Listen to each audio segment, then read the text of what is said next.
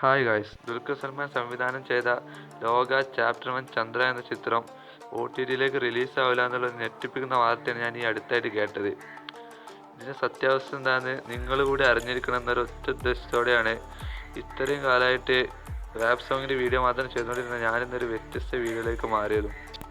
ഇപ്പം തന്നെ നിങ്ങൾ പലരും, ചിലപ്പോൾ മിക്ക ആൾക്കാരും പല OTT പ്ലാറ്റ്ഫോമുകളായിട്ട് ലോക ചാപ്റ്റർ 1 ചന്ദ്ര മൂവി കണ്ടിട്ടുണ്ടാവും.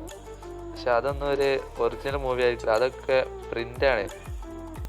ദുൽഖർ സൽമാൻ, ടൊവിനോ, കല്യാണി പ്രിയദർശൻ, മമ്മൂക്ക തുടങ്ങിയ ഒരുപാട് ഫേമസ് ആയിട്ടുള്ള ആക്ടേഴ്സ് അഭിനയിക്കുന്ന ഫിലിം, അതും ഏറെ ആൾക്കാർ കാണാൻ ആഗ്രഹിക്കുന്നൊരു ചിത്രം OTTയിലേക്ക് റിലീസാവില്ല എന്ന് കേൾക്കുമ്പോൾ ഉണ്ടാകുന്ന നമ്മളെ എക്സ്പ്രഷൻ എന്തായിരിക്കും? അത് പലരെ കൊണ്ട് ആലോചിക്കാൻ കഴിയുമോ?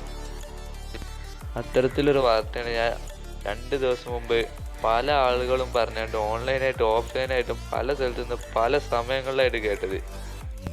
ഇതിൻ്റെ എല്ലാം സത്യാവസ്ഥ എന്താണ്? എന്തുകൊണ്ടായിരിക്കാം പലരും ഇങ്ങനെ പറയുന്നത്? ഇതുകൊണ്ട് അവർ ഉദ്ദേശിക്കുന്ന റീസൺ എന്താണ്? എന്നിവയെക്കുറിച്ചെല്ലാം നമ്മൾ ഈ വീഡിയോയിലൂടെ ഇന്ന് വ്യക്തമാക്കി തരുന്നത്. അപ്പോൾ ഇത്രയും സമയം കളഞ്ഞ് ഇനി ഒട്ടും സമയം കളയാതെ നമുക്ക് ഡയറക്റ്റ് കാര്യത്തിലോട്ട് കിടക്കാം. അപ്പോൾ ഫസ്റ്റായിട്ട് നോക്കാൻ പോകുന്നത് എന്താ വെച്ചാൽ, OTTയിലേക്ക് റിലീസാവില്ല എന്ന് പറയുന്ന ആളുകൾ പറയുന്ന റീസൺ എന്താണെന്നാണ്.